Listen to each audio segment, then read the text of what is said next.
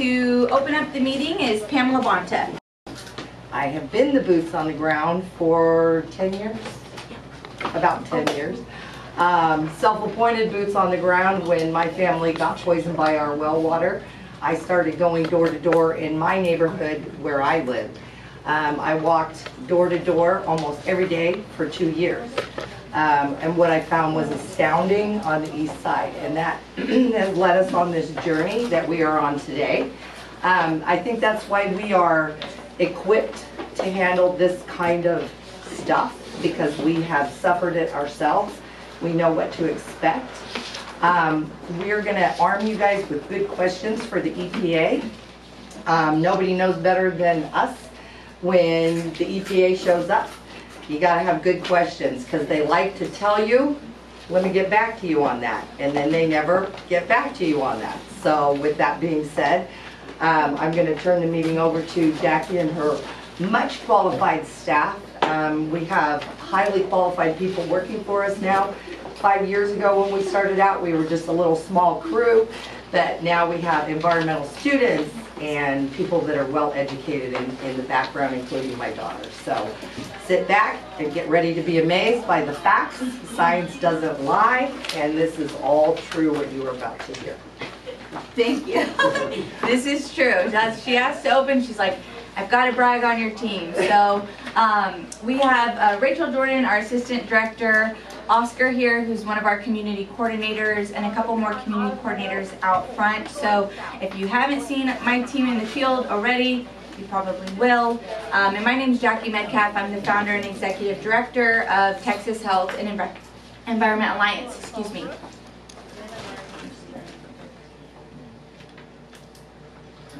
All right, so today we have a lot of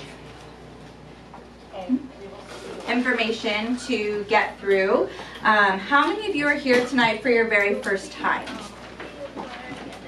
Okay, great. So we have a lot of historical information that I'm going to go through because I was anticipating a new crowd tonight. And then, as you can see on the agenda, hopefully you picked one up at the sign-in, then Rachel is going to go over the EPA's latest report and what they're saying now about the Superfund. You want to turn the air down? Is it warm in here? Or is it I'm so hot, I'm It's sweating. you have it right there. All right, thanks, Jeff. Yeah, no. So Texas Health and Environment Alliance, or THEA, is a 501c3 nonprofit organization. Our mission essentially is to protect public health and the environment from the harmful effects of toxic waste. We go about executing our mission in a few ways. So let's say the things we're not first. We're not in water sales. I and THEA, we do not sell anything. We don't sell anything, actually. I was going to say related to water, but we don't sell anything. We're a nonprofit. And we're not a law firm. So we don't typically litigate. We do every now and then, because I've learned with you do the good work and you get drug into court. But we are not a law firm. And we are a community organization that uses civic engagement and environmental health literacy as the foundation of what we do. So environmental health literacy is the understanding of the relationship between your environment and your health. And that's based on what types of contaminants are out there that you could be coming in contact with. In order to work on the historical Superfund sites and old abandoned toxic waste sites that we do, we use strategic science. My background is in environmental geology, and almost everybody on my team has a background in some sort of environmental science. And we pile through hundreds of thousands of pages of technical reports to be able to find out what's going on, what gaps are there, where the deficiencies are, and where we really need to be looking. Because oftentimes we find there are gaping holes with these old waste sites. We also use Superfund law, which is CERCLA here. Superfund law is something that we know very well, not only from the legal background, but also from our experience of working with the law for over a decade now. And then also media exposure to bring awareness and accountability. So I know this is a bit daunting, but what you see here is Harris County, and all of the little yellow and orange circles are old industrial sites. Most of them haven't been investigated, so we can't really say for sure or not if they have or could impact the environment or the surrounding communities. But they're inactive industrial sites. The larger shades of red, those are Superfund sites. So as you can see, our county is littered with old sites, whether it's industrial or whether it's been listed on the federal government's list for cleanup.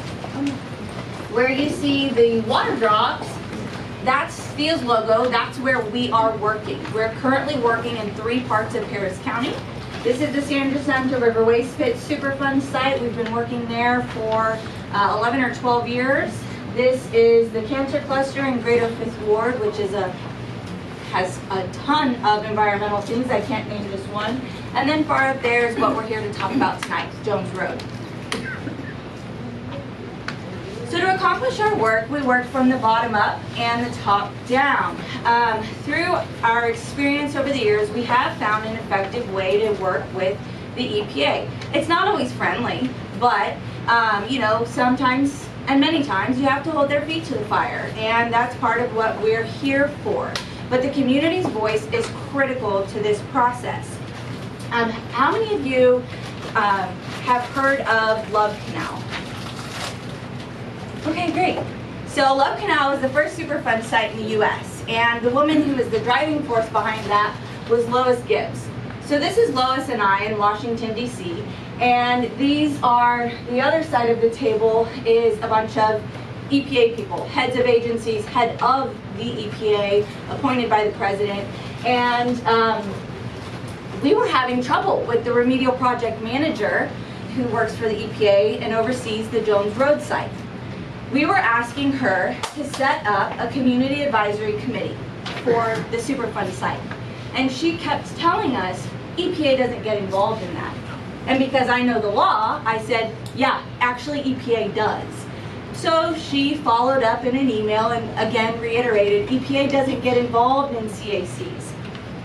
So I printed out the email and I took it to Washington, D.C.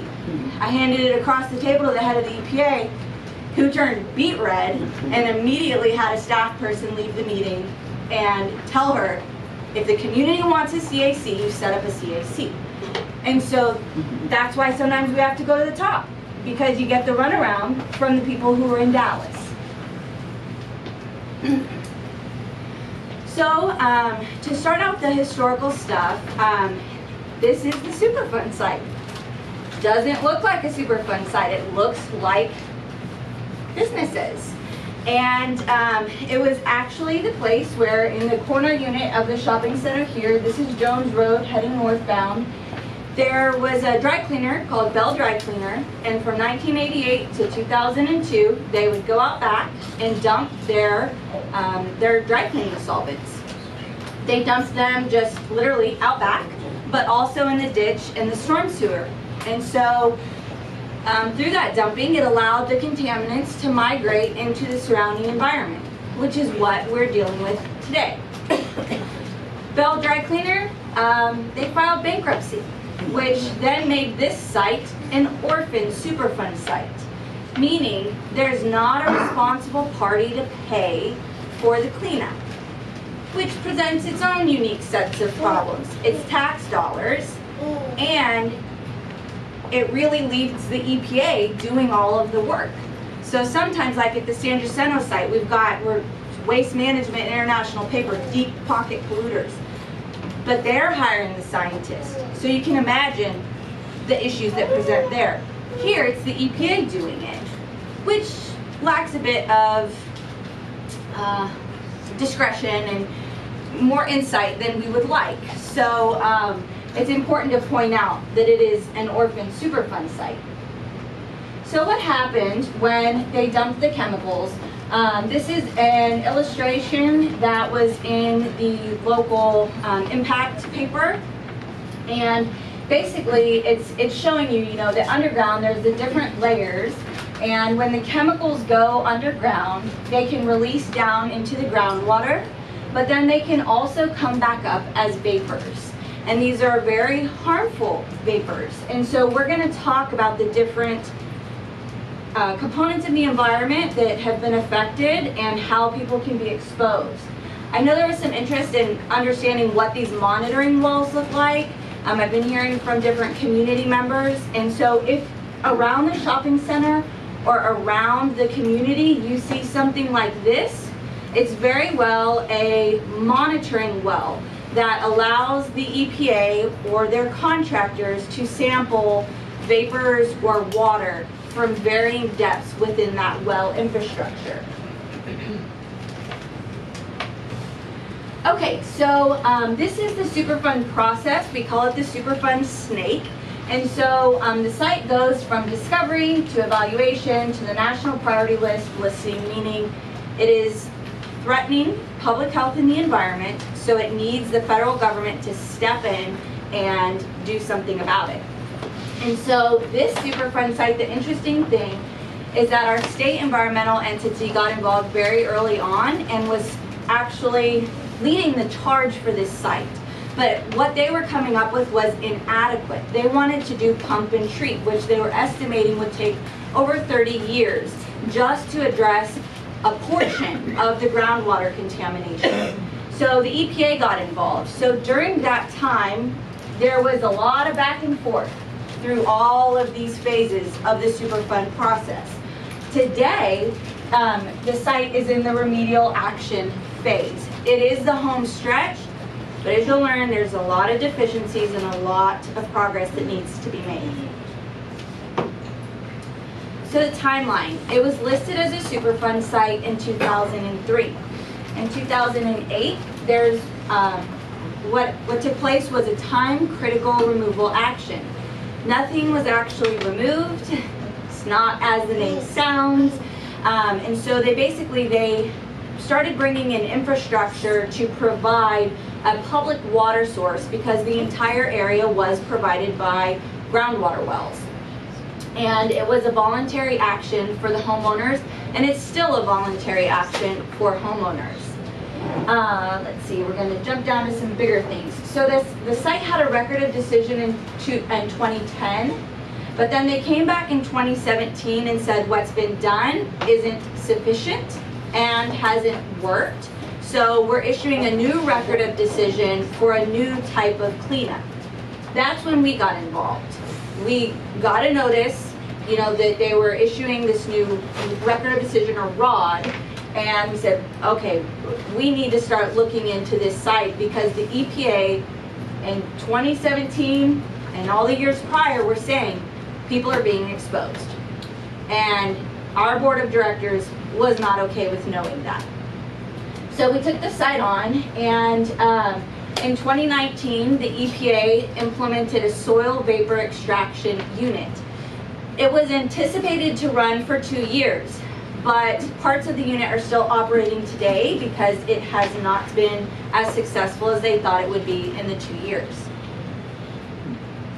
So how can we be exposed? It was probably happening right here in this photo. We were going door to door with a group of students from Rice, and we're standing here giving them a brief before we go door to door. The original place of dumping is over here in the shopping center. It's not pictured. But this is ground zero. And out from the gym that was there comes a group of kids. And the adults set up cones in the parking lot, and the kids start running laps around the cones. Children are our most vulnerable population, other than in utero, but they're lowest to the ground. They breathe at a quicker rate than us, and they obviously don't have as much of a body burden as an adult. So they have a greater impact than adults do. And you can be exposed to these contaminants through inhalation. We know that vapors are in this area, readily available for someone to inhale. And it was very disturbing to see this. The types of chemicals that are in this Superfund site typically have a sweet odor, a pungent, sweet odor. It's not a foul smell. You can also ingest the contaminants if you're drinking water or consuming something that has the contaminants on them. And it can also absorb into your skin, though the absorption rate is much slower than if you were to inhale the chemicals or drink them. Okay, so I want to go through some specifics about the types of chemicals so we can better understand what they act like in our environment. So this is the product that was originally dumped. Perchloroethylene or tetrachloroethylene. We're going to refer to it mostly by its nickname of PERC. The problem with PERC is that over time it loses atoms and it breaks down. So these are different chemical compounds during the breakdown process. The end game is vinyl chloride. Vinyl chloride is just as toxic, if not even more toxic than this original product. So one of the things we look carefully for when we go through the data and all the sampling that the EPA does, are they looking at all the products? Because they need to be. So PERC volatilizes readily into the air. It really wants to react with the air. So if it has the chance, it's going to. And it can persist in our groundwater for decades. There's a lot of factors that influence here. How hot is it? What's the wind doing? What's the pressure like outside? What's the concentration of the chemicals like? You know, how much is there readily available to react? And it can stay in the air for around 100 days. So this stuff can come up from the subsurface, from underground, and stay in the air for a long time. And it can go wherever the wind takes it. When it's coming up into a building, it can come up through cracks in a cement slab. That's a whole other scenario because it can harbor in the AC system, and so it can just recirculate within the building. The half-life of it in surface water or groundwater, so the amount of time it takes for it to break down, is 30 to 300 days. But again, if you have high concentrations, a big plume of this stuff, decades. It could take decades to break down. But remember, just because you're not seeing PERC in your testing doesn't mean you don't have one of these other toxic compounds. You have to test for everything. Also, I know there's some curiosity in the community about biologic testing. You can absolutely do testing for this. Urine and blood, it is something that is excreted through our bodies from our respiration and our urine. And it leaves your urine within about 41 or so hours of exposure. So we're going to go through each of these contaminated areas and talk a little bit more about them. The soil that's contaminated, the outdoor air, the indoor air, and the groundwater. Okay, so the soil vapor contamination is, I would say, the most confined part of this site. Now, don't get me wrong, the site is by no means under control. It's not. But it is the smallest concentrated area to what we call ground zero. So what you're looking at here is ground zero here. This is Jones, again, running north. Here's Verily Lane. This is ground zero. This is the highest concentrations of vapors right here coming up from the soil. You'll notice part of that red is outside, and part of it is at the within the building. But then, as I mentioned, the parking lot, we were right here. This is where the kids were running. And it goes just across. Now, all of these points are those monitoring wells that I indicated previously. And there are more in the area that aren't shown here. And this is showing you the vapor concentrations or gas concentrations for perk. And we're going to talk about what these numbers mean with a little bit of context in a minute. But here in the green, you know, you're in like the 4,000 microgram per meter cubed range. Here you're over 270,000. So it's a very big increase and high concentrations right there at ground zero. So the soil vapor extraction system, right? We know that there are high concentrations of vapors coming up in that area. So, as I mentioned, in 2019, a soil vapor extraction unit began operating. Again, this is the shopping center, ground zero. This is where the SVE system, or the soil vapor extraction system, was installed. This is where the unit operates. What they did, though, is they piped in two different types of infrastructure. They piped in infrastructure to suck out the vapors of the very shallow soil. So any of the vapors that are in that pore space between the material underground. And then they also piped in a deeper system that was removing vapors from what they call the deeper SVE zone, which is really only 25 to 50 feet below ground surface. So it's not that deep.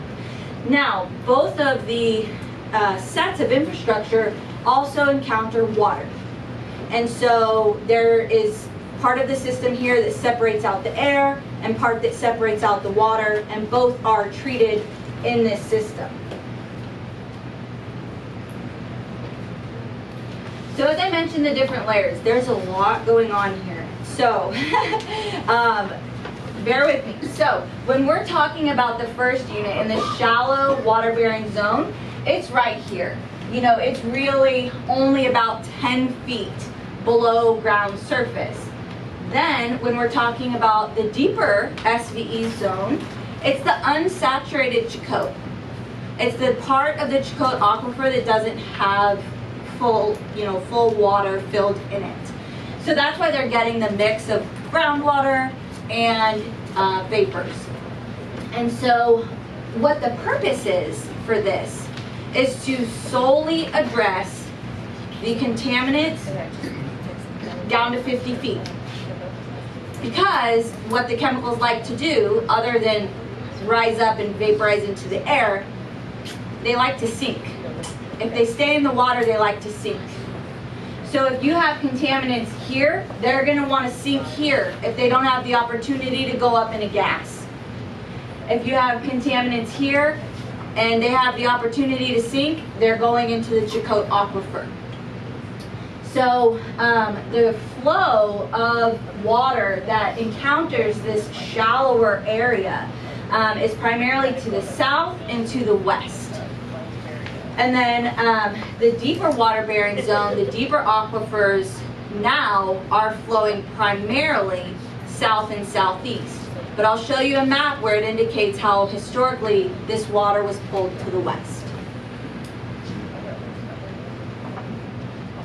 As I mentioned, there's the parts of the system that separate out the water and the gas. You have the shallow inlets going into that the building that's behind the shopping center for the shallow SVE, and then this is for the deeper SVE.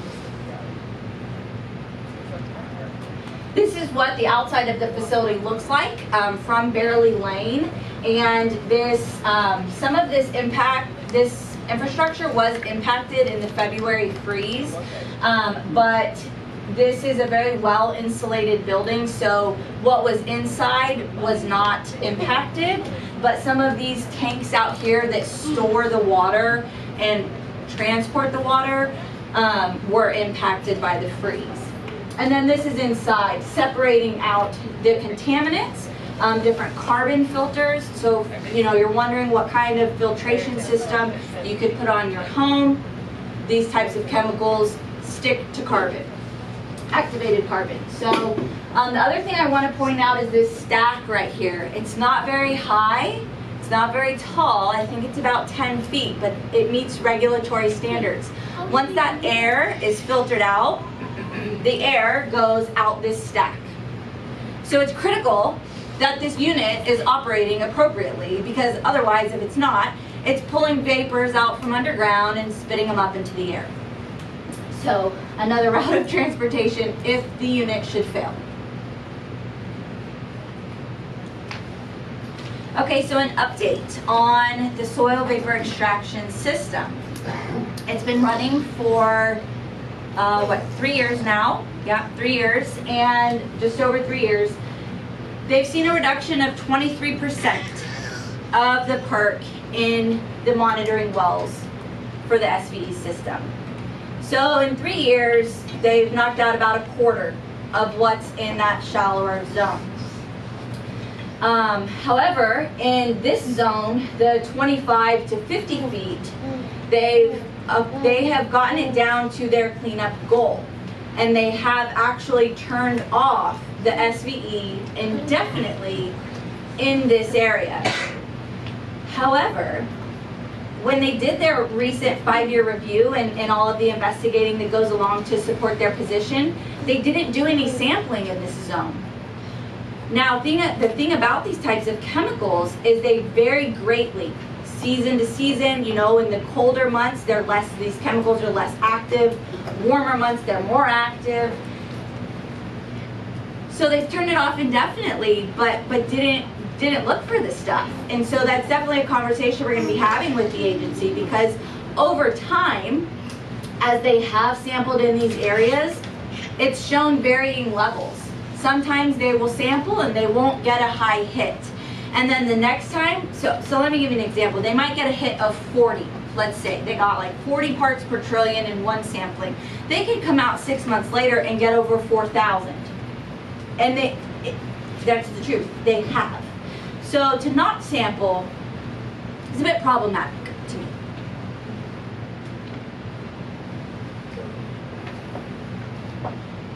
Okay, so I mentioned we were going to talk a little bit more about what these numbers mean with some context. So for the outdoor air at the parking lot, the EPA was finding perk just over 4 micrograms per meter cubed, and this is going down to the end product vinyl chloride. Now, we're going off of Texas's standards. So to Texas, this is not an outdoor air problem. But if you were to look at how other states set their standards based on, it's usually 2 things. Public health comes last, typically, in regulations, and first is what's feasible. What can they actually do on a mass scale? So you have the varying states here, and the ones that are highlighted are levels that what was found here would be considered against the law in these other states.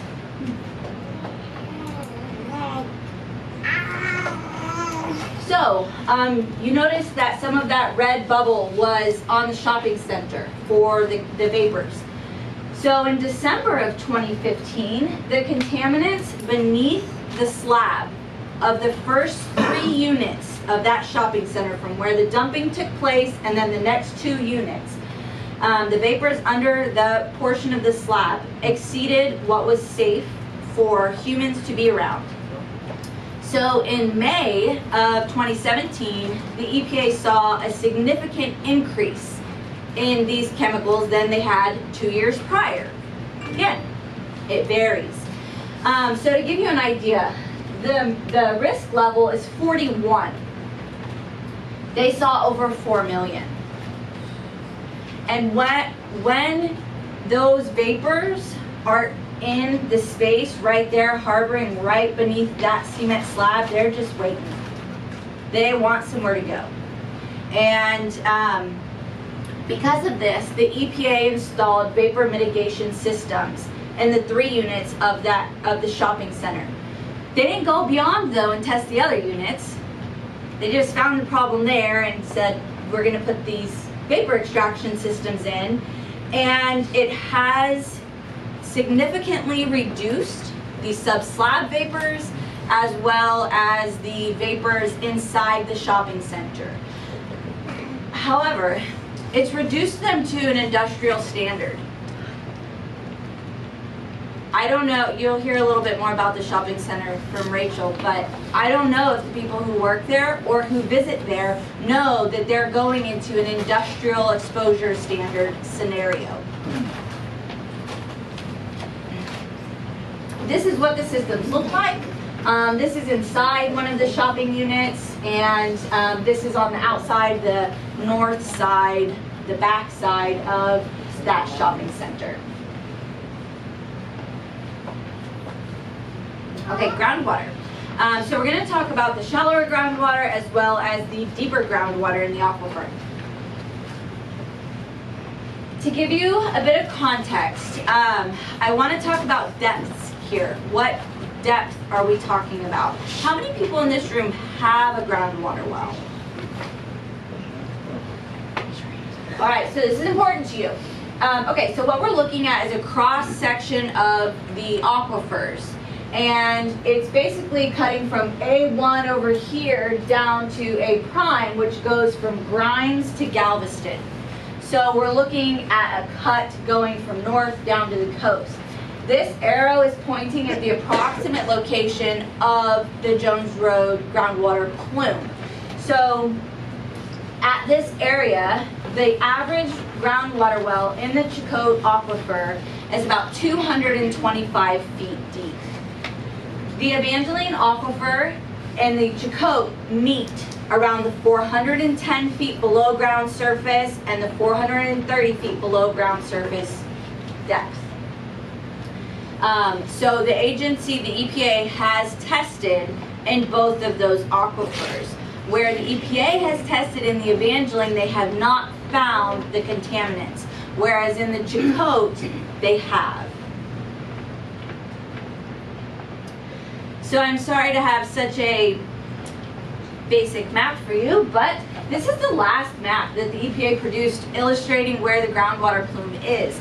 I know it looks like I drew it, but nope, this is the 2010 map that the EPA produced. And we have been asking them, can you not update this map? I mean, it looks like I literally just took a Sharpie to it, and which would be fine if that was my technology, but come on EPA. So this is 12 years old. And we need to know now, today, where these chemicals are, because we can't see them, right? We need to know whose wells, whose properties are threatened by this. And we can't say confidently the answer to that at this time. So, for context, here's the shopping center, Jones Road. This is the plume.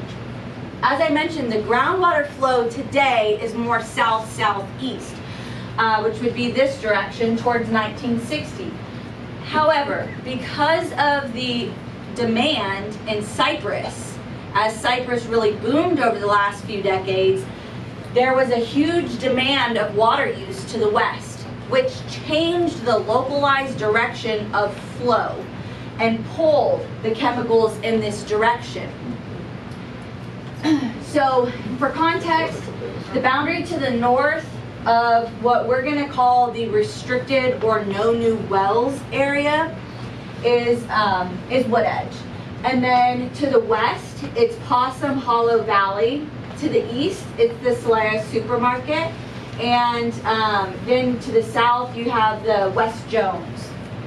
And the contaminants, I'll tell you, have been found as far south as 1960 and Jones.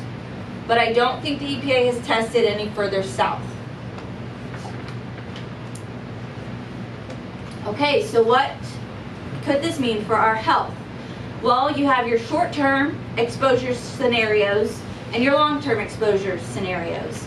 I'll tell you, when my team has been in the field in recent weeks, they've all complained of health effects. Every single person.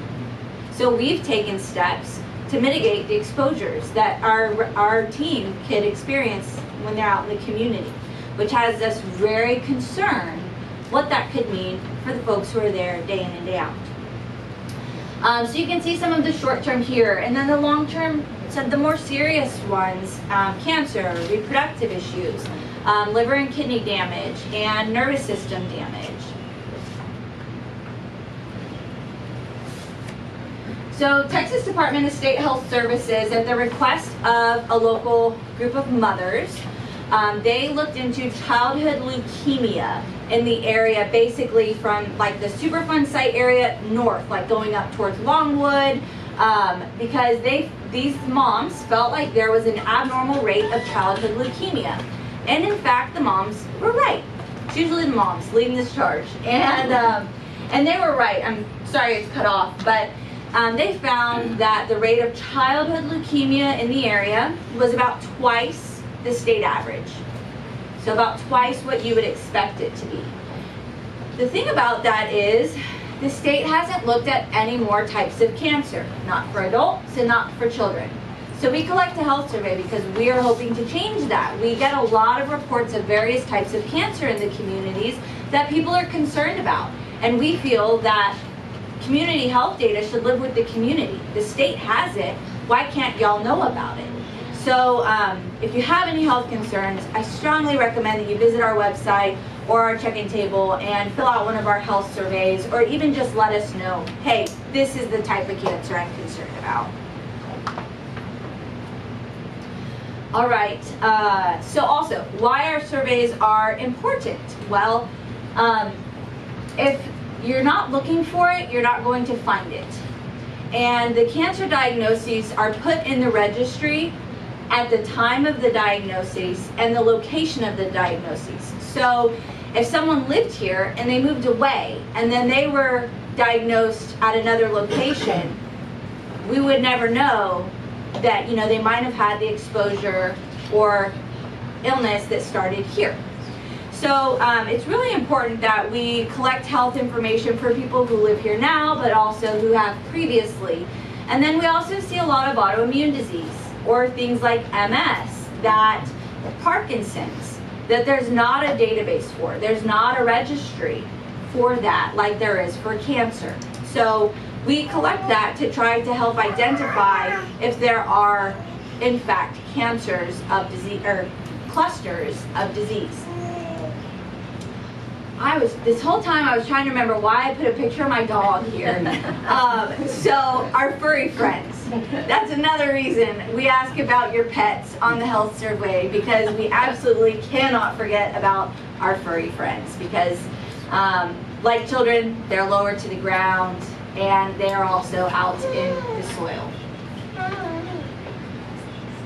All right, and now Rachel's going to go through the 5-year review.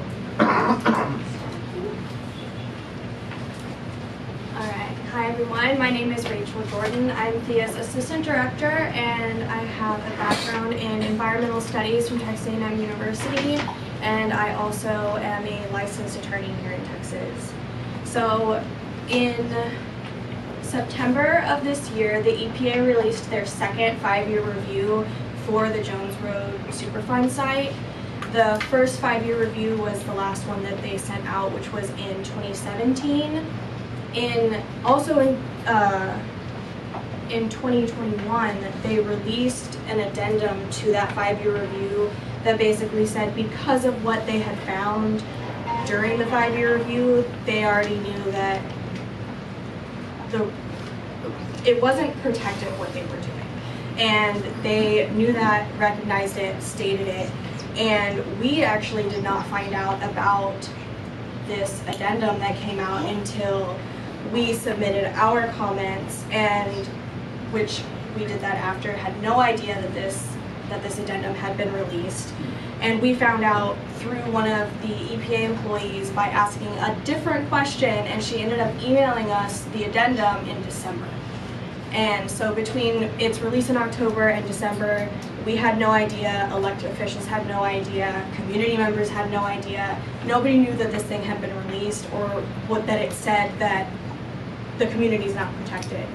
So we had submitted our comments in November stating that we knew it wasn't protecting anybody and that there were a lot of things that needed to be done to make sure the community was informed and that they're protected as well. And then the latest 5-year review, which is the one I'm going to be talking about, is the one that came out in September of this year. So the 5-year review talks about three main issues. The first one is the contamination is above drinking water standards in the water wells to the south and west of the site. And their recommendation for how to remedy this is to prevent human exposure through groundwater wells by 2024. We don't think that's fast enough. It needs to be done way faster than that. The second one is that there are exposure pathways through vapor intrusion, which Jackie touched on a little bit, and their recommendation of how to remedy that is to just evaluate these pathways and basically figure out where it's coming from, again, by 2024. Not fast enough in our opinion. They've had 22 years up to this point where they've known about the contamination and they're just not doing enough to protect the community. And then the third is that there are no restrictive covenants or deed restrictions in place for properties where underlying groundwater contains these contaminants of concern at concentrations that are exceeding the maximum contaminant level for drinking water standards here. And their recommendation for that is to determine if institutional controls, which are basically things like deed restrictions and saying you can't drill wells in these areas, stuff like that, to get to their remedial goals. And their milestone date for that is 2026, which for us, again, way too long, absolutely ridiculous in our opinion. So those are the three main points that they touch on throughout the 5-year review. So this right here is a map of the area. This red outline right here is the approximate site boundary. And then if you can see this little dotted line here, that's the one where Jackie pointed out in a previous map, and that is actually going to be the Texas Department of Licensing and Registration. They have welling restrictions here in this dotted area that you can't drill below a certain depth. And then the red one is going to be the Harris County's no new wells area. So they overlap weirdly. And so this is again why it's so important for us to figure out where this plume is, because they're saying that this red line is the approximate site boundary. So every home and business that's sitting right there is on top of a Superfund site. So That's a big deal, y'all. Do what? That your homes, some of the homes in that area are on that Superfund site. So what's the boundary to the west? So it's going to be this one right here. What What is street it? is that? What Do you have a- is that a valley? It's the drainage ditch. Yeah, It's a drainage ditch it's like behind right, Lenora. it's Yeah. right on, It's between Tower Oaks and the next subdivision Possum over. Hollow Valley. Okay, so Well, that it's would in be Valley between. Oaks. So it's Well, Possum Hollow and Valley Oaks it's are not- two separate streets. It's not a street, that's a drainage ditch. That line yeah, is it on goes the right drainage. behind the Yes. properties. It's not a street. That's where the bridge is. So over the years, the EPA has been sampling groundwater wells that are within this red outlined area. And these are just directly west of the shopping center where the actual ground zero of the Superfund site is. But they have not done extensive sampling or even enough to understand the outer boundaries of the plume today. Like I said, I know that many people that are in here are actually from the Tower Oaks community, which is the community that's right here. That's it. And so, we'll get back to that. So a problem with when they sample these wells and they find these chemicals and they let people know, or even when we're going around trying to let people know about this site and the dangers that it poses, we run into some problems with residents who, one, don't believe us because you can't see it, can't smell it, can't taste it. Why, if you haven't had health problems, why would you believe what we're coming in and saying? It's really scary stuff. And the other one is that they don't want to pay a water bill. The EPA has is it a contract with the city? It's with the White Open Mud. Okay, so they have a contract with the White Open Mud to cover the cost of hooking up to the water line within this area. But people just don't want to do it because they don't want a water bill. When they're on water wells, they don't have to pay that. And so that's a challenge that we face, is having to convince people that it's important and that health is worth it, and protecting their families. I want to just comment on that. So cancer is a lot more expensive in the medicine than your darn water bill. And your life is more important than your water bill. I agree. All right, so in June of 2020, they did a sampling, they held a sampling event, and they sampled 7 wells within this red bordered area, and 4 of them showed perk in their groundwater wells that exceeded the concentrations that are safe for people. And these are the same wells that have shown exceedances in several years prior. So in June 2020, January and July of 2021, and February of 2022, these same 4 wells showed exceedances each time they were tested. Do you know the location of those 4 wells? What the exact location of them? Yeah, there's another map that's like 2 slides down, Okay. and it'll have those on there. So the EPA is in the they say they're in the process of delineating this plume. We don't know where they're testing, where they're asking any more questions. From what it's showing in the 5-year review, they're really just staying inside this boundary area, and that's a problem because if it's moved, they're not checking anywhere outside of it to see where it may be. And wells within these areas have consistently shown unsafe levels in the past couple of years, but honestly, they've been showing unsafe levels since 2003. So any restaurants in this area would be on city water hopefully already? No, there's no city water out here. The North Harris County Regional Water Authority is bringing in the city water from the Moose Bayou. So there's kind of a misconception. The city does own a lot of wells out in the West Katy area and Jersey Village, and they pump that water into the city, and then they're charging us $3 billion for drinking water from Lake Houston. From Lake Houston, that's right. Where does the White Oak water come from? Our well is right down the street. You are in the wonderful scenic sewage area next door to us, right here.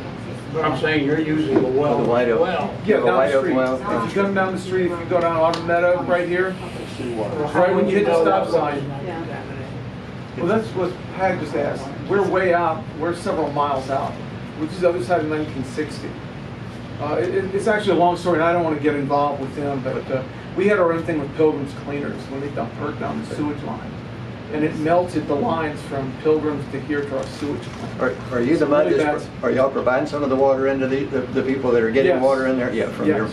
and your well's down the street here, and it's what, probably And it's- 500 yes. feet deep or 1,000? I mean, I We don't used to know. drill the wells about 900. About 900 feet deep. Okay. And it's So- unfortunately not as good as the shallower Well, well. I know. but- So within this red area, that's going to be the outside border of where, and it is going to be the White Oak Bend mud Right. that's providing the water. So it's coming from a public source, not the city technically. Right. So then, if you look on this map again, all of the orange property parcels are going to be the ones that are still on groundwater wells. The last time that this map was updated, Wow. and the blue ones are going to be the ones that have been connected to the public water supply. Wow, Keep this red line in mind, because that is the Get a only, copy of that. I'm sorry, Where can we get a copy of that? of the map. Yeah, the whole presentation. So we'd be happy to, make the presentation publicly available. Be great. Much of the maps is directly from the EPA, but we can certainly make this available. So within that red bordered area is the only place that we are aware of that the EPA does community outreach. And so in preparation and since this 5-year review, they said that they have been communicating with community members. Within the 5-year review, it really seems like they only were speaking to community members that were still connected to their private well. It seemed like once their well tested below levels, they kind of just moved on and didn't really continue updating the residents. And so with that, we're checking into it. They said that they've reached out and they conducted community outreach to residents through mailings, public meetings, and door-to-door visits. Who elected to not be connected to the water supply initially. So that's going to be, like I said, the people who are still on their wells, who have been offered to switch over to the public supply but have refused for whatever reason that they did. They said that they contacted 100 properties, and we don't know if that's true. And two, when they send you the mail, it looks like junk mail. And I think they kind of count on you just going, oh, this is junk mail, and you're just throwing it away, and you're not going to really pay attention to what it's saying. But when you do get those in the mail, hang on to them. So how many of you in this room have ever heard from the EPA on this issue? Ever? Last year. Let's say the last 3 years. No. Yeah, and they say they've been doing outreach to over 100 properties in the last couple of years, but all the doors our team knocks, I think we've met 1 or 2 people who have heard from the agency, and one I know said they tested their well. So in the review, they kind of went over the things that they plan to do next in meeting their milestone goals that we went over before.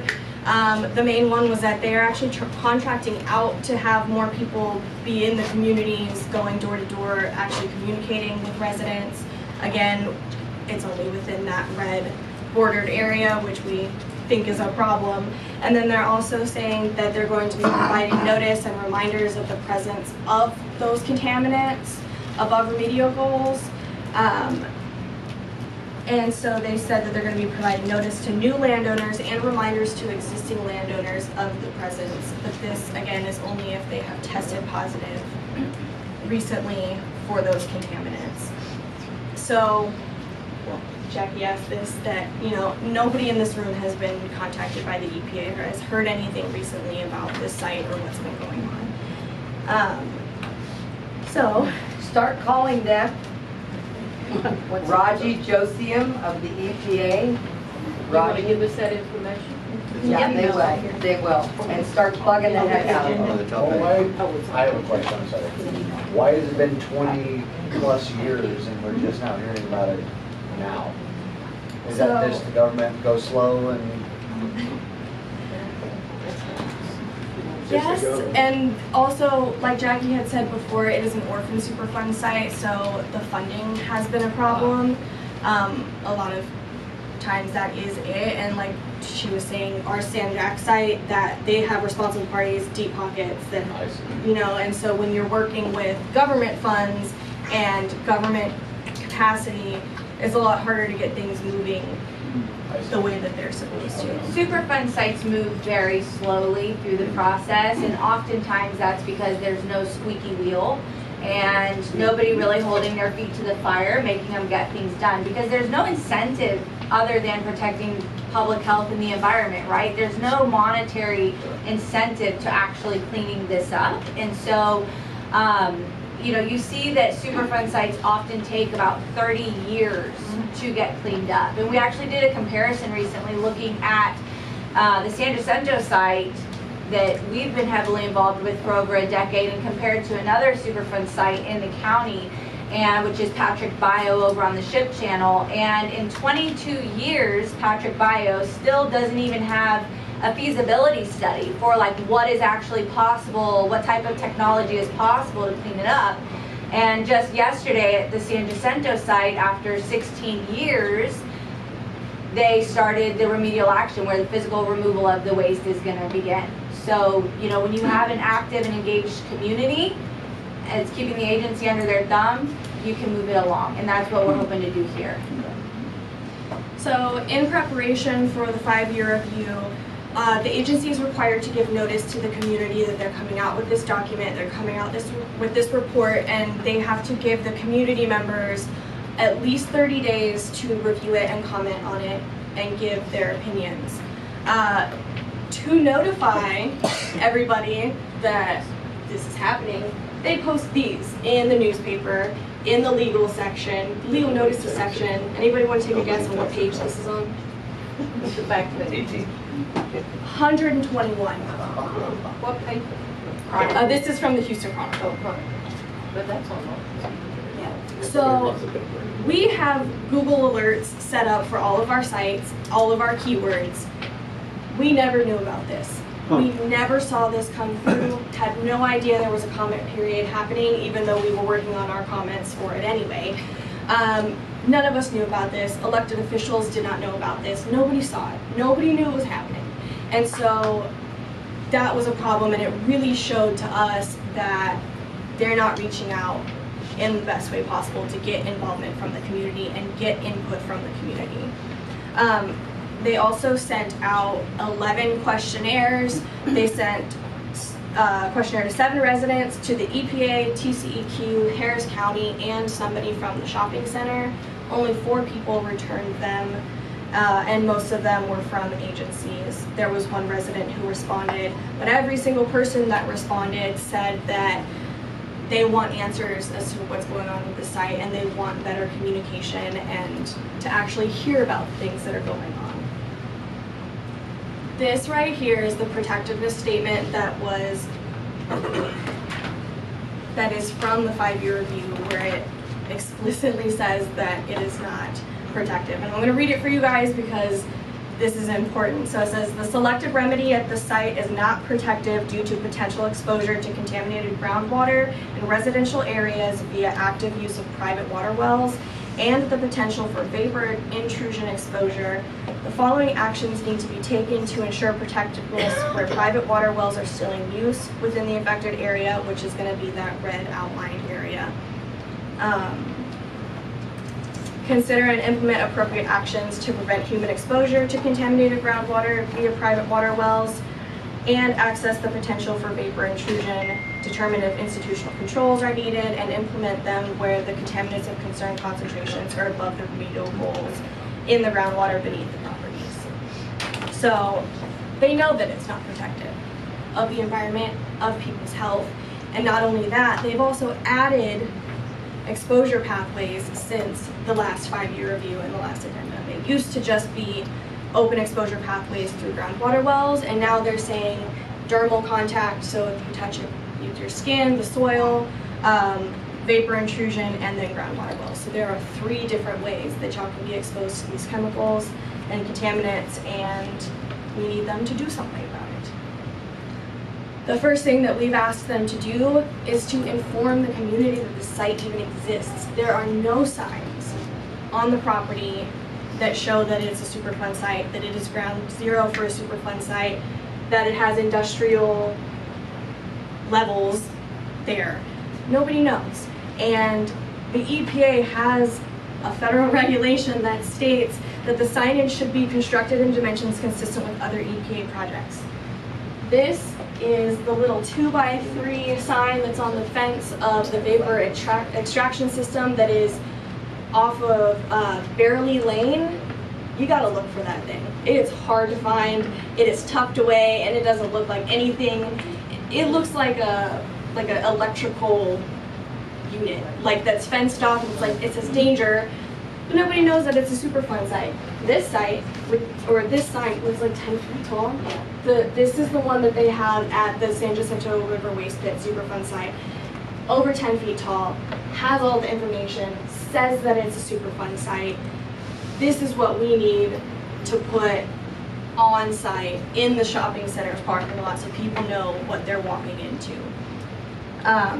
We suggested this to the EPA and they said no, that the sign that they have is adequate, but that they did agree it needed to be in more languages, so they added Vietnamese to it.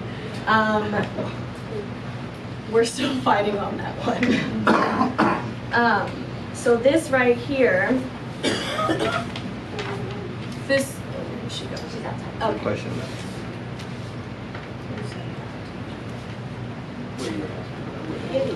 Yeah. Awesome. So these are going to be the wells inside this area where they have tested. And the red are going to be the ones where there's still the 4 that they're still finding those elevated levels in. It's already known that this remedy at the site is not protective of human health or the environment. And so we reached out to the EPA to ask them to figure out why these wells that are sitting underneath the Superfund site are not also being tested for DCE and vinyl chloride that are the degradation products of PERC. Like Jackie has said earlier, just because you're not finding those two, which they're testing for PCE and TCE. Okay, yeah, PCE and TCE, and not the other ones. So if they're not finding those two, it may have just degraded down past the level that they're testing for. So we didn't agree with their methodology of once they find that it's not contaminated, that they just move on and they're like, it's fine now. But we know that these contaminants move in and out. Yes? How do those numbers compare to the water well sampling that was done back in the 2005, 2007 timeframe? So that's a good question. So they have seen a drop over time in the PERC levels in some of the wells, not all of the wells. So it really does vary. But for example, so the legal limit for PERC in drinking water is 5. And that's not based on what's safe for human health, that's based on what's feasible to filter out. So 5. And here you're getting hits of 26, 7, 13, whereas some of that early testing from 2003, I did see hits that were in the 200s in this area. Now, remember, this stuff breaks down, right? So maybe that original product has just started breaking down through the process. So what we need is we need to know what those further down products are, as particularly the vinyl chloride. So I'm waiting to hear back from the EPA on where this data is, because we have not found it. What's the legal industrial level for the PERC, the parts per? So I'm not sure the industrial level, but the residential drinking water standard is 5, and it's micrograms per liter.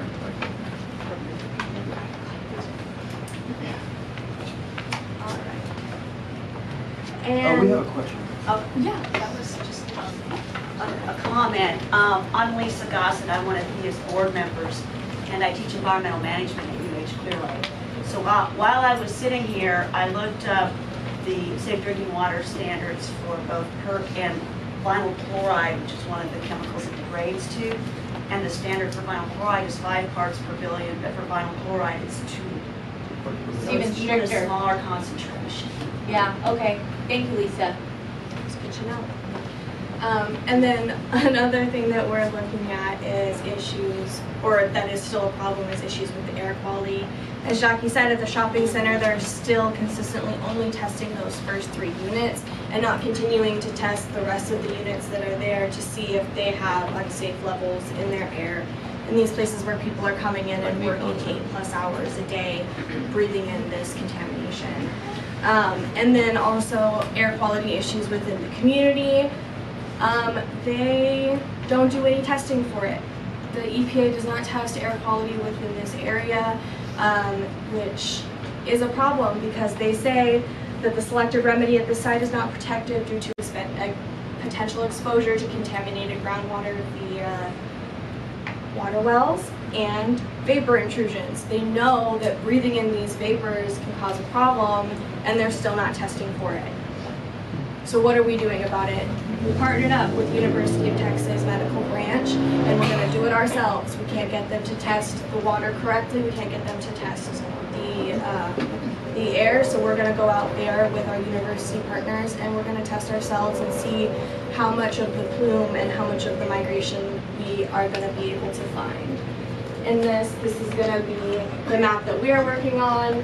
We need to get as many people within the plume and then to this area as we can to see if it's migrating this way or if we're going this way. We have a lot of participants that are signed up from this Tower Oaks area. Thank you, Maureen.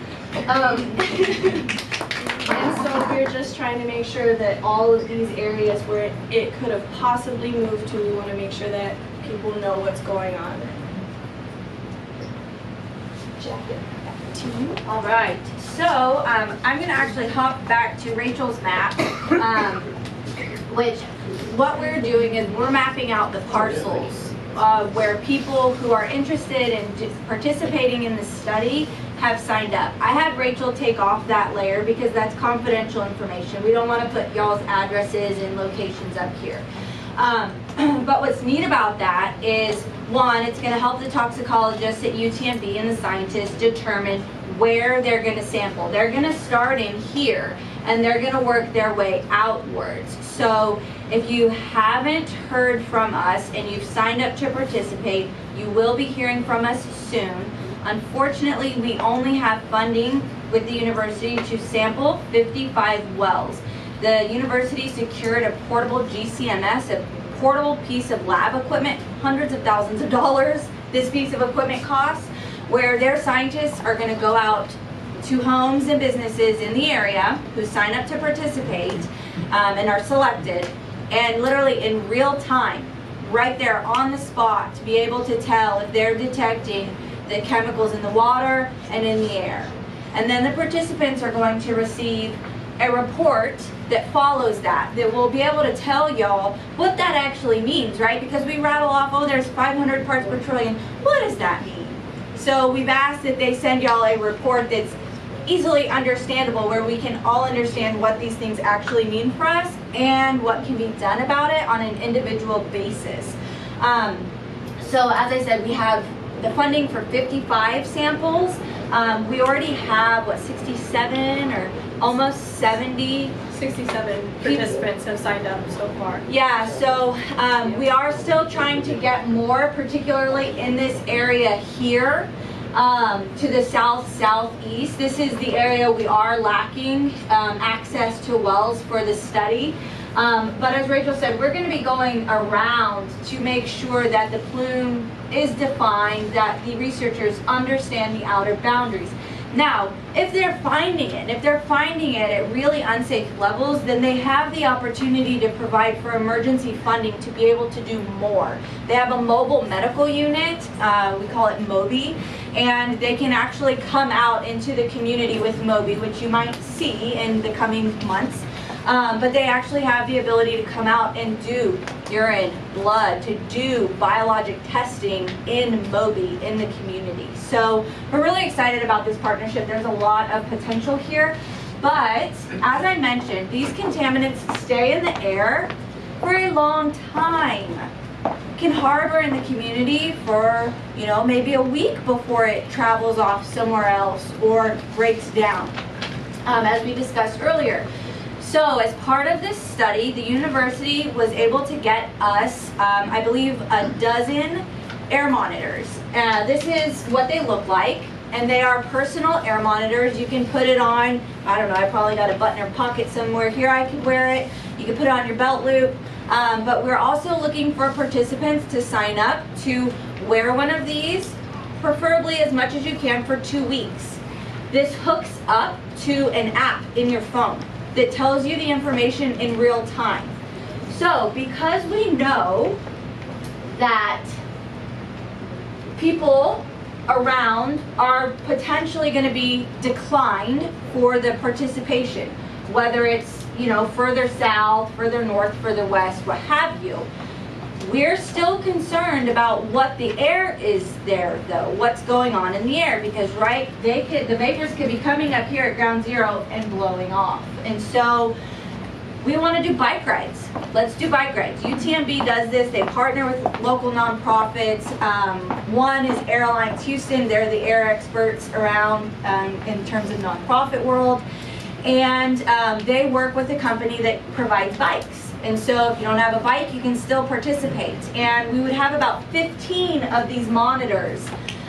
More people can ride, but we want to take 15 people with the 15 air monitors through the surrounding communities and see what we find. Various times a day, various temperatures, let's see what we find. Maybe we can't test your well, but let's make sure we hit your street and see what kind of vapors could be in the air.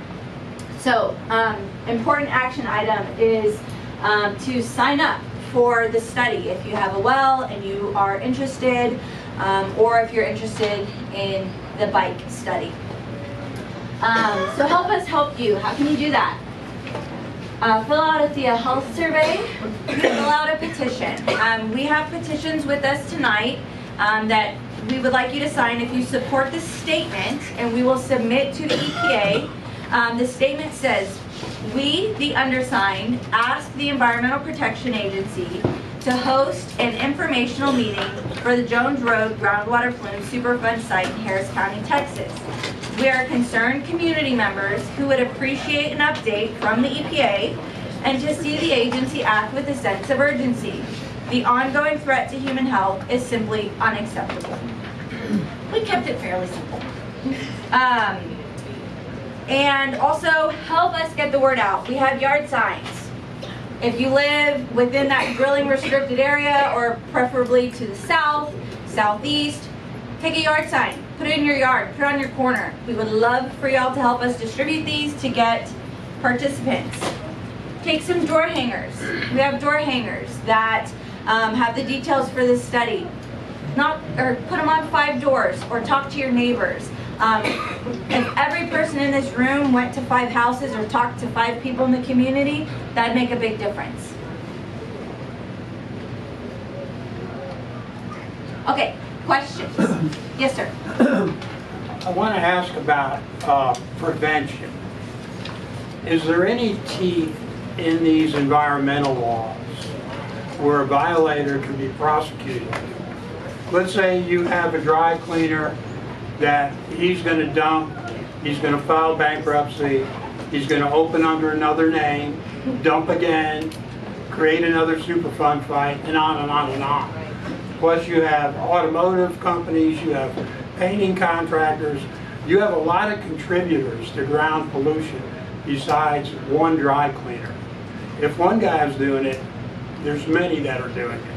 Oh yeah. So when do we get to prosecute one of these people and put them in jail and let them know there's teeth in the law, and then maybe even go to a landlord later on down the line?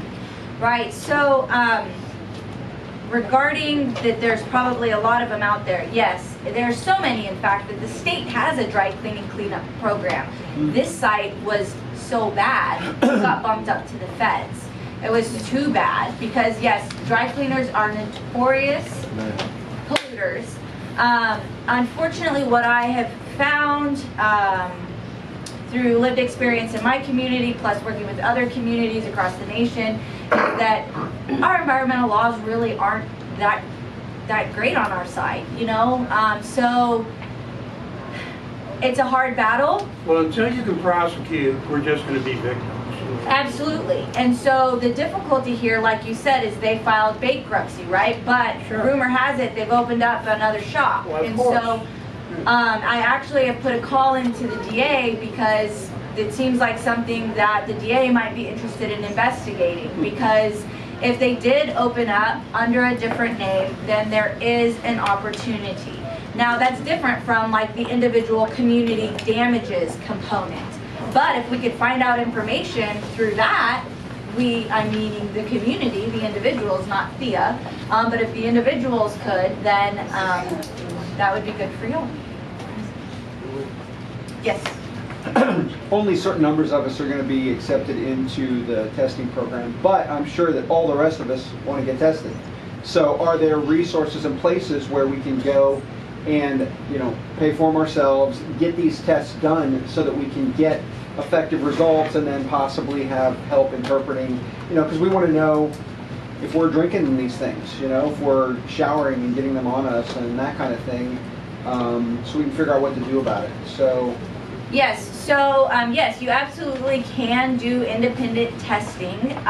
You know, when you get a well dug, they test for like bacteria and some really simple things. So they might tell you, oh, your well's good, we've tested it. Yeah, not for this stuff. So not for the stuff that's going to give you more than an upset stomach. So the lab I recommend is called ALS Global. I'm not familiar with what the cost is for the suite of tests here that you would need to get done.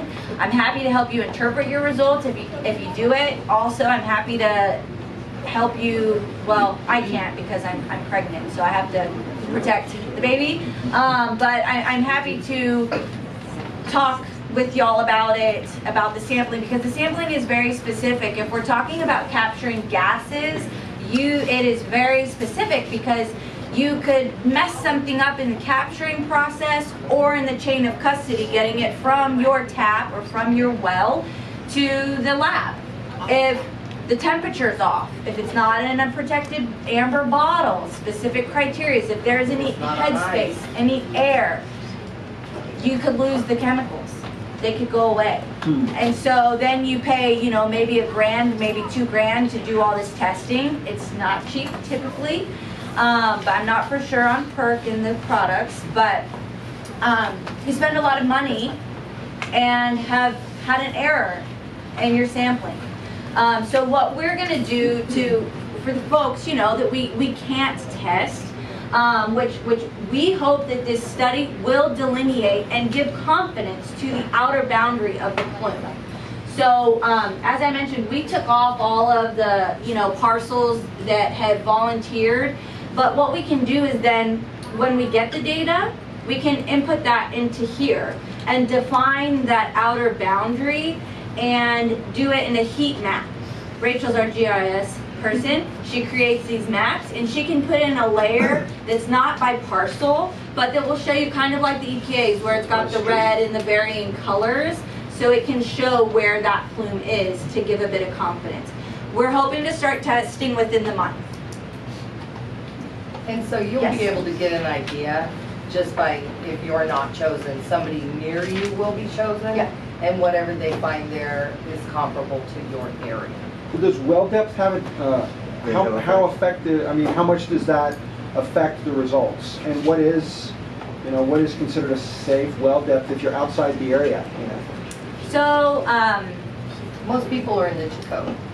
Yeah, so the average well in the area is at 225, which is really in the prime heat of this stuff. But you know the contaminants are shallower. They're also deeper than that, so they have found it in the deeper Chacot, down, you know, several hundred feet.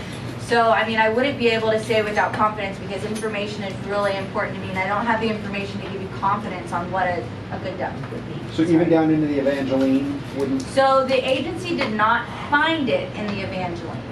Okay. Yes. You indicated you were going to make information available to us? Yes. Like, how are you going to do that?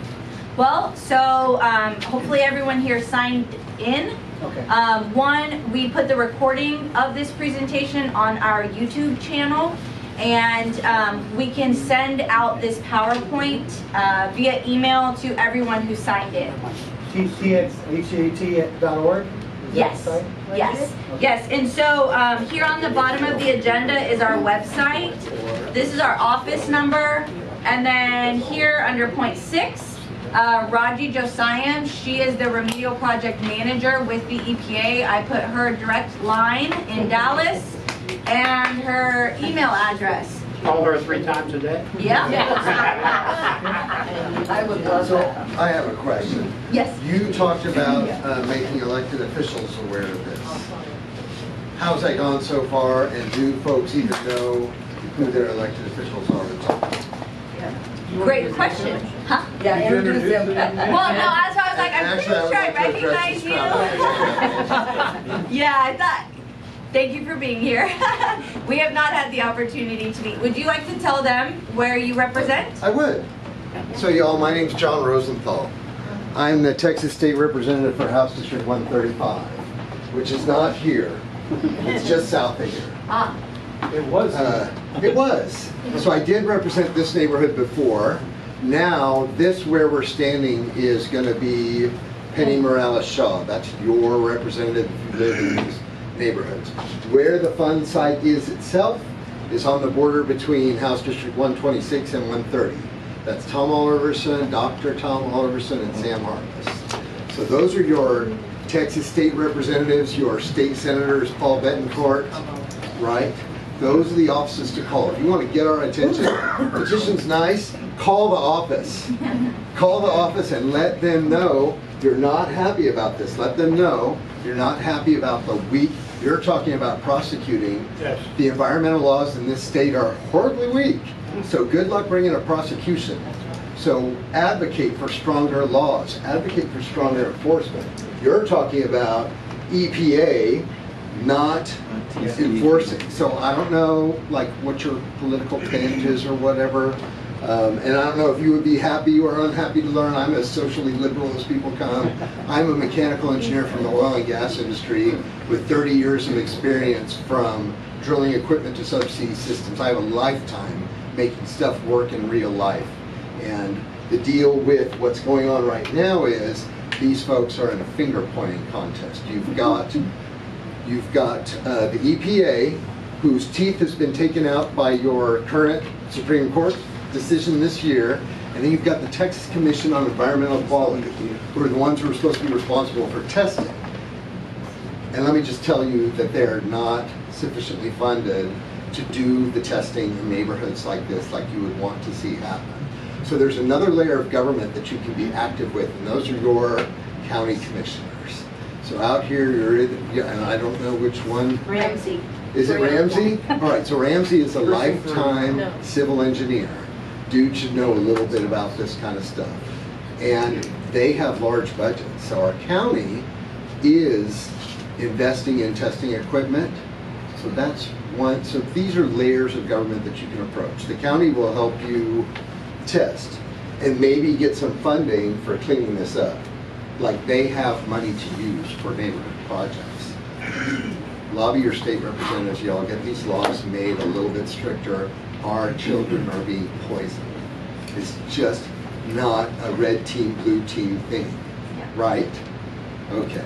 In January, from redistricting, the whole area and going west will be Sam Harless as our state representative. So he picked up that area. The border is Jones Road. Right. And so on the west side of Jones Road, if it's on the west side of Jones Road, it was Tom Oliverson's, but in January it's going to change to Sam Harless. No, on the west side of Jones Road, it's going to still be Tom Oliverson. So you can go to DVR, District Viewer, dvr.capital.texas.gov, and look at the maps for all of the districts, the way that they've been changed. And it's a app you can bring up on your phone, you can zoom into neighborhoods, see the street numbers. But I cannot stress the importance of calling the offices of your local state representatives. That's what we're supposed to do. You know, it's why I'm here. Somebody called me. And it's why I came to your last meeting. Somebody called me and said, I'm concerned about this. Can you do something about it?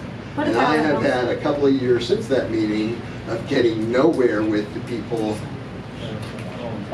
whose districts that Superfund site is actually in. So call Oliverson and Harless. Make a lot of calls. Call their offices. Let them know that you are seriously unhappy about this. And if you can't get action, that you'll spread the word to other neighborhoods that we're not getting action for the public good, for the public safety. This is something that's not political. What about expanding the health study? Since we did infants and young children, why aren't we looking at the adults if the state has already gathered information? Yeah, so during the pandemic, we launched a major health survey initiative to find out what types of cancer the communities were concerned with now. And we received hundreds of responses, and we submitted that to Department of State Health Services and asked, hey, can you update the study, one, for more current data on childhood leukemia, expand it to the south, expand it actually to more of this area here, and look at more types of cancer in children and adults that we're actually seeing in the communities. And they said no. They denied it. And so we will be making another request in the new year, absolutely. And so right now we're trying to get in more health surveys just so that we can exhaust what people are actually concerned about in the community today, because we're still continuing to learn about new types of cancer.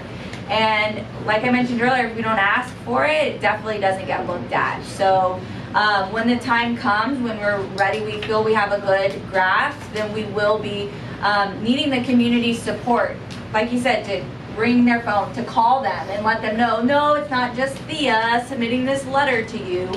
We, the people who live here, are concerned about it. Also, our elected officials, can support that request. You mentioned Commissioner Ramsey. So Commissioner Ramsey is very concerned about this site. He's fired up about this site.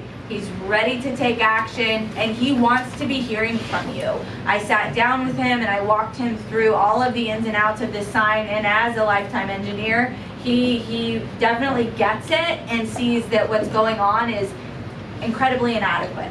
The other state reps, Harless and Oliverson, have been supportive over the years in terms of submitting letters. So they're very up to speed on this. I do find, though, that sometimes what we get from some of our state reps is that the EPA sends them a letter and says, you know, hey, levels are decreasing, and then they go, okay, great, it's working, without really actually digging deeper. So then we have to come in and go, well, yeah, there's a bit of fluff there, you know, so it's important, you know, that they are hearing from you, so thank you. And Penny Shaw, we are actually meeting with her, I'll be meeting with her office next week. We've met with them on multiple occasions, very concerned about this. Yes? Yeah, Tower Oaks is in Cagle jurisdiction. I thought we were Cagle. We're in 3. I thought so. Oh, is the boundary right over there? Ramsey. Okay. And that's no, that's Cagle. Cagle just No, ma'am, lost. it's- Yeah, we're in 3 and we were with Ramsey. If you look at our marquee or sign, we just thank them for helping us get the commercial vehicle ban out here. Paul Hawkins is Ramsey, when they switched over. Yes, ma'am. So we have Ramsey now. We did have Cagle before. Right, okay. So but now we have Ramsey. We got Cagle because Yeah, Ramsey. I don't know where you got, this is us right here. Yeah. Oh, okay. We don't know where we Yeah, are. y'all are Yeah. going back. I thought it was Cagle. Yeah. We're in Tower Oaks, and we have a Yes. different commissioner. Yes, yes. Yes, sir. Yeah, you mentioned activated carbon. I believe. Yeah. Is there My understanding. is there a area we can go, be it the EPA, whatever, where there's any recommended, say, filter manufacturers, filtration levels? There's a bunch of different types of activated carbon.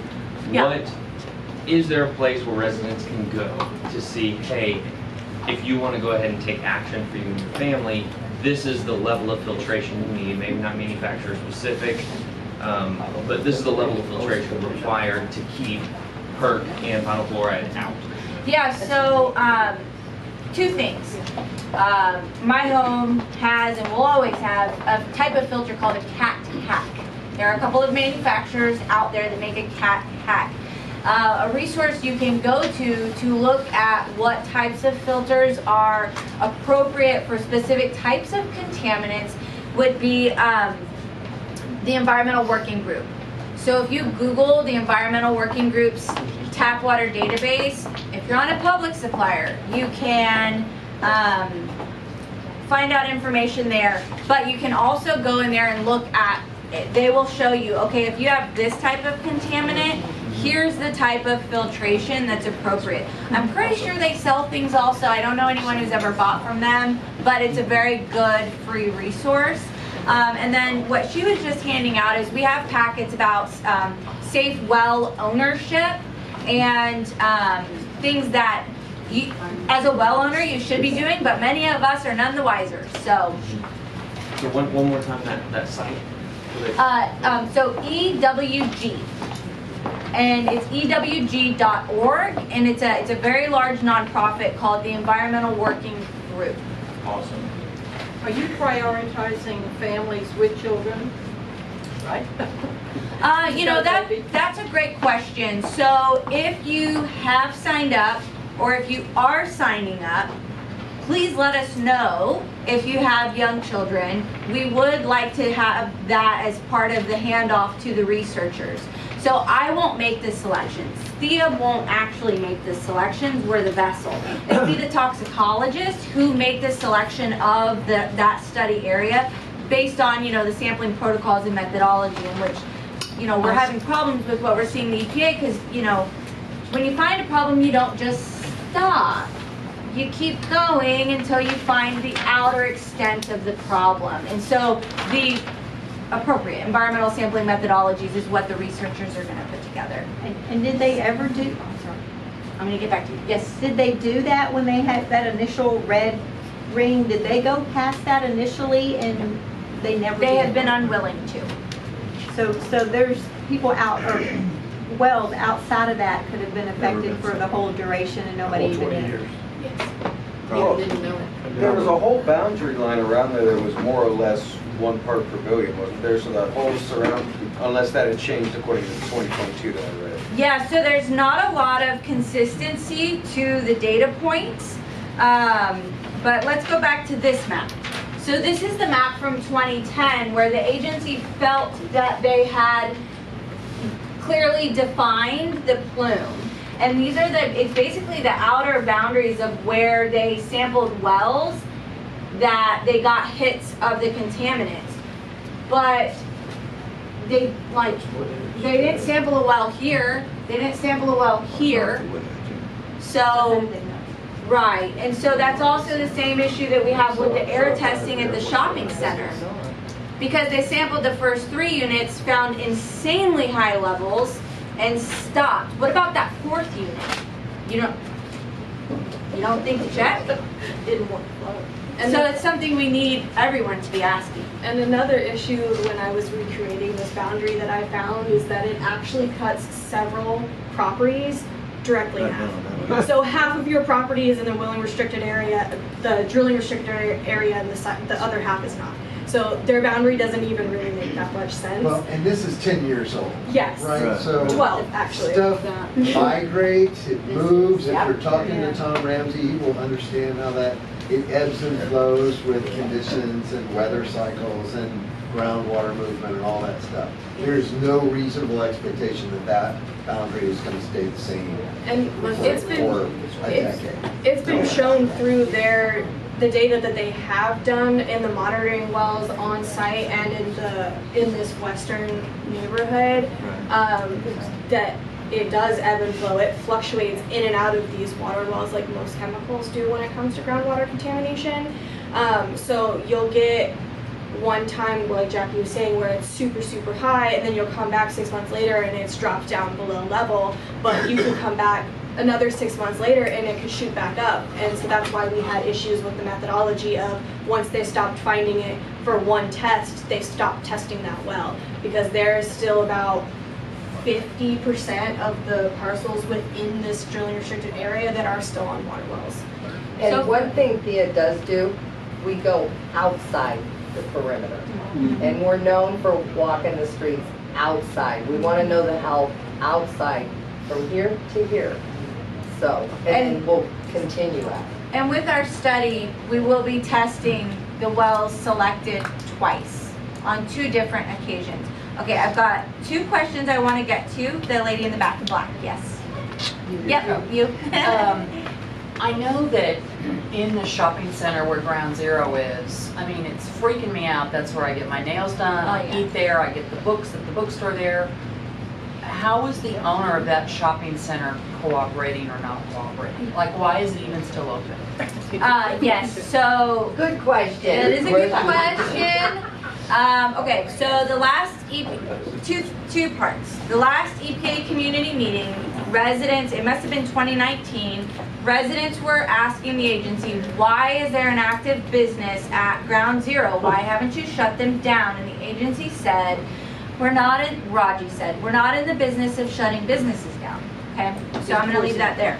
So when our team first started working on this, we took packets of information from the EPA, like, we didn't make this up, this is the EPA's information. We took it to the tenants in the shopping center because we believe everyone should have access to this information. And we then received a cease and desist letter from the owner of the shopping center that we were to stop talking about this issue because, in his opinion, it's not an issue. Everything is safe, and our efforts are harming his business and probably could be used elsewhere. That's how they ended the letter. I just reread it the other day. So, and everything we had provided, everything we had said, we have said tonight, is true. And so I'll leave you with that on the cooperation. So the big 10-foot sign you're hoping for, did I hear you say earlier you were hoping to get it in the parking lot? Well, it would be nice. His parking lot? Well, like, particularly by that corner unit, by Ground Zero, that is a Superfund site. People, did you know that when you went to get your nails done there? Nope. Right. You're sitting there trying to relax, take care of yourself. And who knows The tenants. what you could have been in contact Right. with. Enjoying the sweet aroma of the, Right. Well, you me calm down. Yeah, slow meat is spelled no longer there. Okay, So the and you had a sign's still question. yes, I was wondering, Yes, or for 2 weeks ago. do you have a community communication page or method? Because, you know, answering the same question from 100 people over and over again is tiresome and unnecessary. That is not a good use of your resources. So Sure. do you have something like a Facebook page where everyone can communicate? Like if someone goes and gets their, you know, area tested and finds something and posts it for someone else, and, you know, do you have something like that? Sure, that's a really great point. So Thea has a Facebook, but we don't have a Facebook particular just for this. You know, our Facebook talks about the 3 communities that we work in, and not one specifically. It's definitely something we've talked about, potentially starting like a community-specific one. We are in the process of rebuilding our website, and I'm literally reviewing the new build-out today. I was reviewing it, so soon we will have a new website launching, and there is a Cypress Community Coalition page dedicated to information for this site on there. But in terms of like a communication forum, we don't. Okay. We do. Would you be open to, you know, possibly establishing one with some Yes. help from the community? Yes. Okay. And Yes. we have our fact sheets also at our sign-in table, and that has, it's basically a lot of the frequently asked questions that we've run into. It has some answers and background about the site in there. And I was gonna also say that if y'all wanted to read through the 5-year review, it is on the EPA's Jones Road Groundwater Plume Superfund site webpage. You can find all of the past documents there. It's pretty dense, very boring, and it says a lot of the same thing that we went over, but if you did want to look at the data yourself or any of the mapping, that's all going to be in here for y'all. Is that on here? No, it'll be on the EPA's webpage. If you Googled the Jones Road Groundwater Plume Superfund site, it should be the first one that pops up for you. Yeah, I think y'all also have a newsletter you can sign up for, correct? Yes, Okay, thank you. sorry. Nice plug. Thank you very much. Yes, so you can visit our website, TXHEA, sign up for our newsletter. If you signed in tonight, you will be going on our Jones Road mailing list. So when we have items specific to the communities here in this issue, you will get that information. Every month we send out a newsletter, once a month, that details like the most important latest happenings throughout the communities. So that's a good place also, you know, to get the latest information. Well, and I said that number one for that, but I also emailed the EPA, Jason McKinney, and he said they're no longer providing email information. It's all physical address. So it's all, he said everything is through snail mail, U.S. postal. So they're, the EPA, as far as Jason McKinney, is no longer offering an email. Well, I'm glad Jason answered you, because I was just asking the EPA last week if he still works there. Like, he's not getting back to me. Does he still work there? That was 2-3 weeks ago. So Okay, well, yeah, okay. Didn't you know he still works there? So, yeah, and you know, how many addresses do they have? You know, because they say they've knocked 100 I gave him mine, and I doors. still have not received anything, even though they said that's how they get out. Yeah. And we've also been told from at least a couple community members that are outside of that boundary area that the EPA is not being cooperative or helping them very much in the situation either. So that's where we come in, and we're trying to include everybody who could possibly be affected by this, because we know it's not going to stay inside a drawn. Yeah, the line isn't right there. Drawing a line on a piece of paper doesn't stop contaminants from moving. So. Well, y'all have been a wonderful audience. We've kept you for almost 2 hours. So thank you for being here. Thank you for being engaged. And again, make sure that you signed in so we have your information. Consider taking door hangers and a yard sign. Thank you all. Have a good night. Thank you. Thank you.